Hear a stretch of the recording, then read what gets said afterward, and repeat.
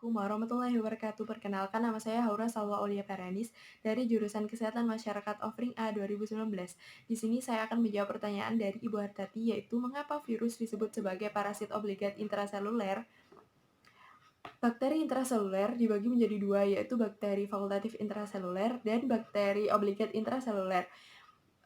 Karakteristik utama dari bakteri intraseluler yaitu kemampuannya untuk hidup dan bereplikasi di dalam sel-sel fagosit. Bakteri fakultatif intraseluler yaitu bakteri yang mudah difagositosis tetapi tidak dapat dihancurkan oleh sistem fagositosis, yang bertindak sebagai parasit tetapi tidak tergantung pada inangnya untuk melakukan siklus hidupnya. Lalu bakteri obligat intraseluler yaitu bakteri yang hanya dapat hidup dan berkembang biak di dalam sel host.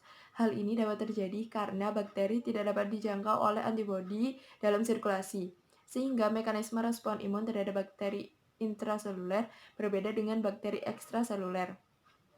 Contoh dari bakteri obligat intraseluler yaitu semua virus, sebab virus hanya dapat bereproduksi dan menyerang sel makhluk hidup lain dengan menggunakan materi genetiknya untuk memperbanyak diri atau bereplikasi.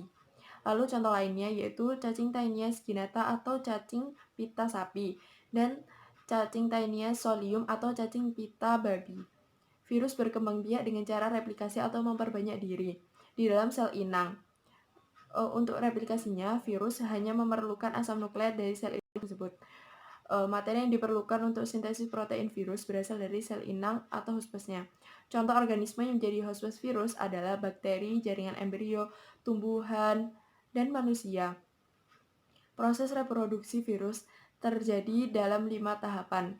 Yang pertama, tahap absorpsi, yaitu menempelnya virion pada bagian reseptor sel inang menggunakan serabut ekornya.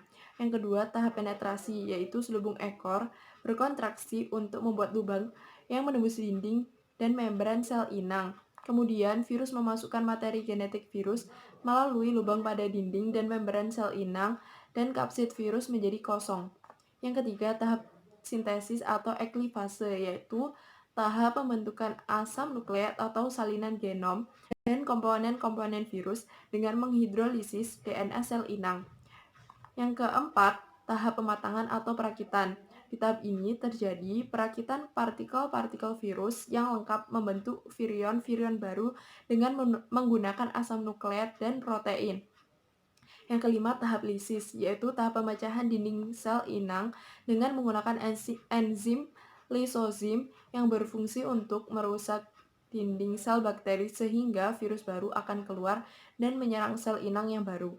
Siklus hidup virus terdiri dari dua siklus. Yang pertama siklus litik dan yang kedua siklus lisogenik. Siklus litik yaitu replikasi virus yang disertai matinya sel inang setelah terbentuknya anakan virus baru. Siklus litik terjadi apabila pertahanan sel inang lemah dibandingkan daya infeksi virus, sehingga tahap-tahap absorpsi, penetrasi, sintesis, pematangan, dan lisis dari replikasi virus berlangsung cepat. Virus yang mampu bereproduksi secara litik disebut virus virulen. Pada siklus litik, sel inang akan pecah dan mati setelah terbentuknya anakan virus baru atau virion. Lalu, siklus lisogenik terjadi apabila sel inang memiliki pertahanan yang lebih baik dibandingkan dengan daya infeksi virus, sehingga sel inang tidak segera pecah, bahkan dapat bereproduksi secara normal, yaitu dengan membelah. Pada siklus ini terjadi replikasi genom virus, tetapi tidak menghancurkan sel inang. DNA atau RNA virus berinteraksi ke dalam kromosom sel inang membentuk profag, dan ini dapat diturunkan kepada kedua sel anak melalui reproduksi.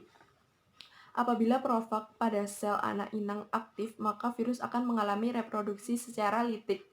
Virus yang dapat bereproduksi secara litik dan secara lisogenik disebut dengan virus temperat.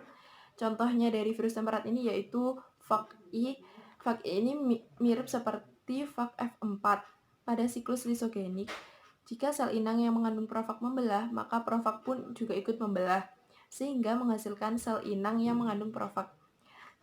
Demikian, terima kasih. Wassalamualaikum warahmatullahi wabarakatuh.